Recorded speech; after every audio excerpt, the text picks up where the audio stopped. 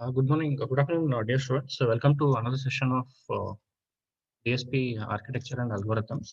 So, in previous session, we started off with the discussion regarding the interfacing aspects.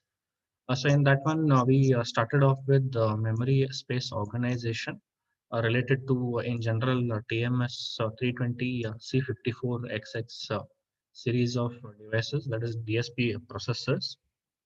In that we discussed regarding what is the size of the memory, internal or external, that it supports. So it is 192 K bits and it is divided into three parts. That is program memory, data memory, and IO memory. So that is, um, if you remember that DSP architectures follow the Harvard architecture for memory. That is, there is separate memory for program and separate memory for data. So that's why you find these differences. So this 192K, which is memory which is present, it is divided into three parts, that is of each of 64K words. So one word is actually equivalent to 16 bits. So that discussion we had done, and we had seen an example related to these things, how the memory mapping is present over here.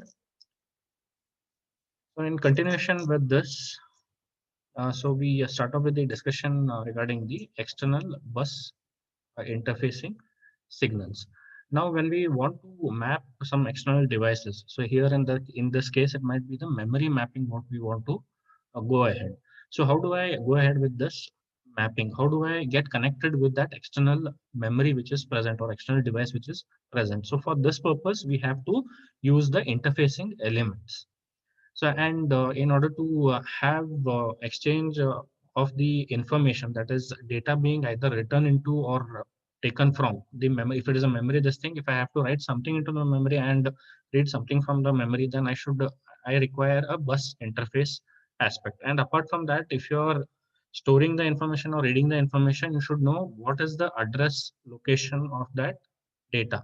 So for that purpose also, you require the bus interfacing signals. So these are just a few aspects to which relate for this entire thing. So you require these bus interfacing for address bus, data bus. Along with this, you require some control signals. So if you want to read, you should set some signal which indicates that you have to read the information from that address location. If you want to write something, then you set another parameter control signal which indicates that you are writing into the memory location.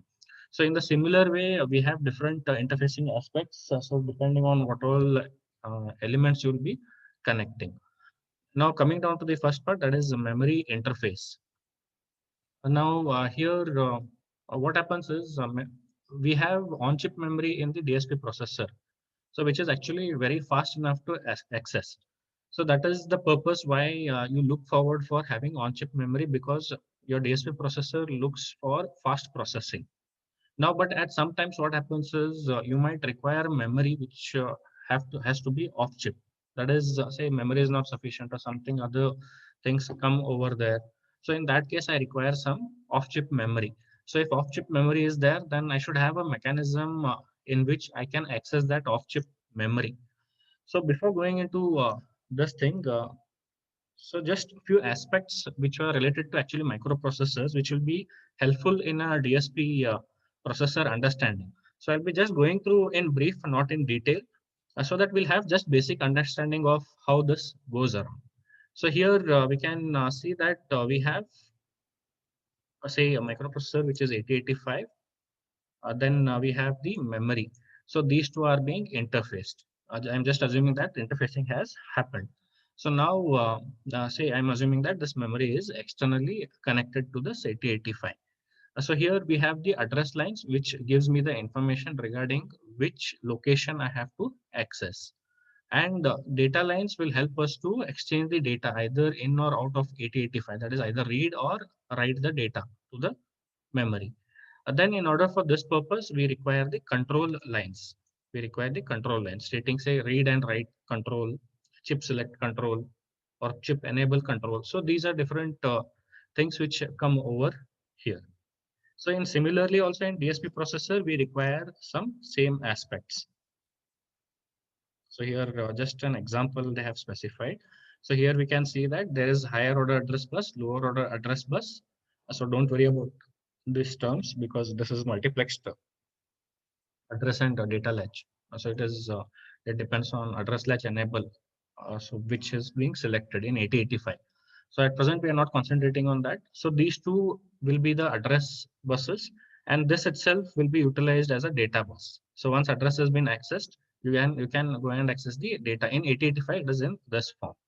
So these complications will not be including in DSP architecture.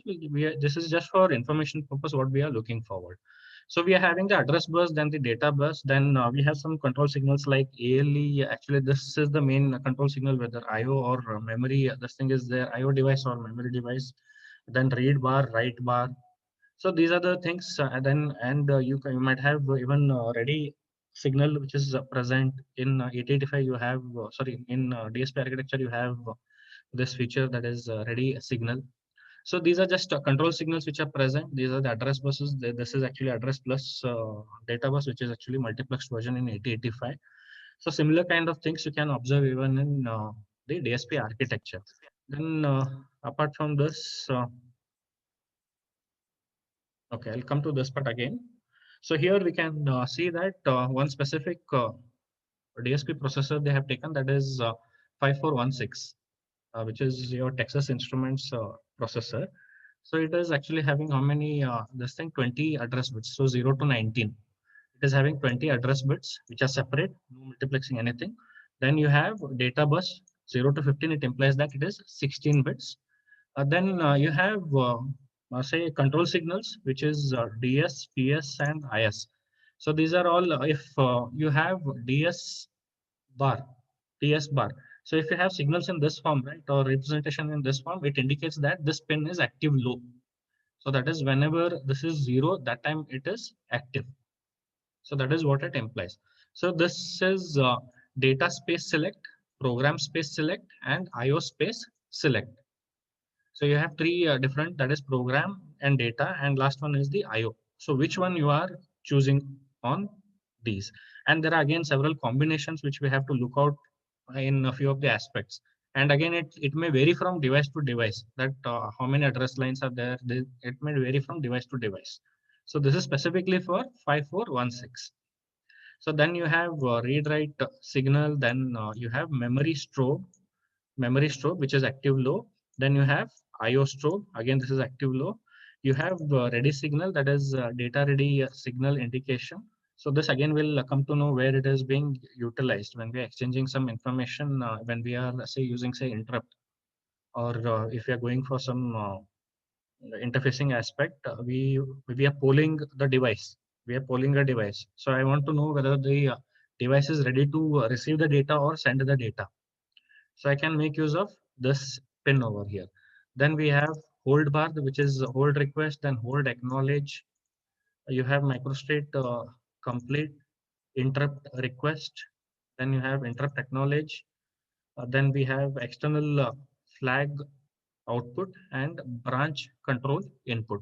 So external flag and branch control input, they find their use in majority of the times in the interrupt aspects. So we'll look at these things, interrupt aspects, or when we are accessing the external memory and other stuff. So we'll just check out how it goes around. So these are just different signals which are present relating to TMS 320C5416 device.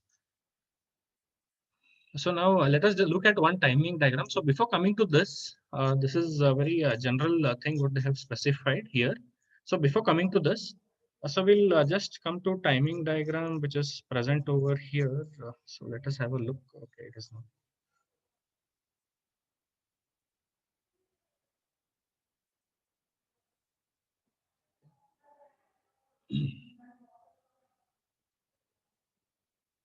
So here we can see that there is a timing diagram which is represented. Actually, it is related to 8085 itself.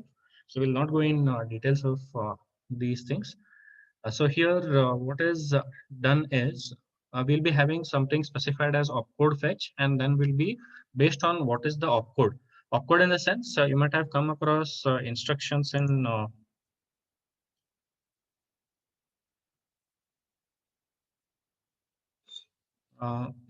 in a microcontroller or microprocessor, right? You might have something, you might have come across something as move A comma B, some instructions you might have come. So this move is having one opcode associated with this. So it might be like 0fx. So this 0f is the opcode which tells that the instruction is related to move operation. And then it tells that these are the two operands on which you will be operating. So first you should understand what is the instruction, and then you should go and access these things. So here in your DSP, we are not looking into these aspects. We are just trying to see, this is actually related to the instruction level. I just wanted to give you a briefing about how the timing diagram goes around. So don't stress out how what all things are changing over here, just to try to understand what is happening. So we have a clock signal which will be generated in a continuous form. So we have machine cycles in here. It is one clock cycle is equal to one machine cycle. So T1, T2, T3, so on. We have these many cycles specified. Each opcode will be having its own this thing. Each instruction will be operating in different form. So each might be requiring different timing diagrams. It might be different timings what they are required. Different machine cycles what they are required. So now here we have opcode fetch. Once the opcode is fetched, there are two things which are happening: memory read and memory write, and lastly you are doing memory write. So here it might be a add instruction which might have been executed. So opcode is related to add instructions. So ff is the opcode. It gets to know that okay, ff is the opcode, and I should know where it is actually located. So where it is located, so we go and access that, and we try to see what is the address. So based on that we get to know, okay, opcode is related to say add instruction. So for add I have to access two memories. Just an example, just an example. For add I have to access two two operands. So I'll be accessing each of the operand in this fashion. That is one memory read for one data and another memory read for another data. And then so in order to do that, I should again know what is the address related to that.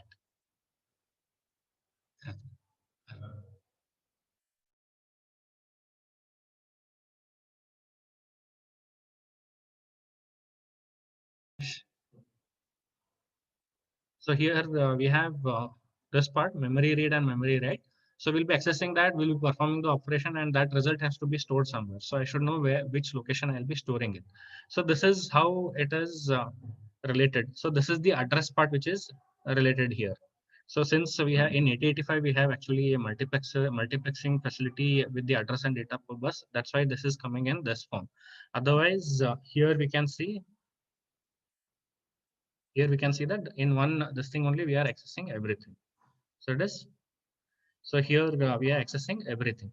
So here we are just showing the read and write sequence. So we have just taken an example. We are showing read and write sequence. So it is that read and write sequence what we are showing over here. Now here this is again related to the memory interface, which is for this entire operation.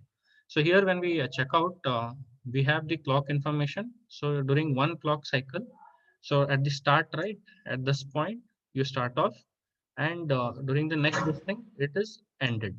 So during this one cycle, you are reading the information from the memory, and during the next cycle also, in this case, you are reading the data from the memory, performing some operation. And after that, what you're doing is during the next this thing, you try to write that data back. So here it might be two. It depends on how much amount of data is present, what is there. So all these things come into play.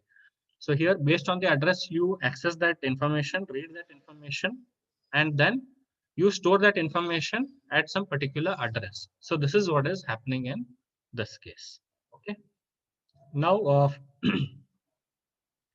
now as we have this information, right? Since we are doing reading operation over here, so here we have separate pins for both the cases. But in this case, we have only one this thing information which is present. Then there is only one information which is present. That is, it is read or write bar. Read or write bar. So whether you're performing read operation or whether you're performing write operation. So if you're performing read operation, the pin should be the signal should be high. So that is what it is representing. So here there are read operations, therefore it is high. But in this part, it is write operation. Therefore, at the start of this point, right, it changes to zero. That is logic level 0. So therefore, this indicates that write operation is being performed. Now here, one thing to just note down is, here one thing to note down is, here one thing to note down is, since we are accessing the program memory at the start and then we are accessing the, because we have to fetch the operand, right? And so we have to read the instruction. So for that purpose, you can see that PS bar, that is, which is program state select. This has to be low. So which indicates that you are performing some program related aspect. And after that, you are writing the data to the memory. Therefore, what you're doing is data state select you are getting it as 0. And this is how it goes around. And memory, wherever you are accessing memory, right? Memory strobe, since it is active low, it has to be logical no, at logic 0. Otherwise, it will be at logic 1. And if it is at logic 1, you're not accessing the memory over there. So this is how timing diagram is related to external memory access.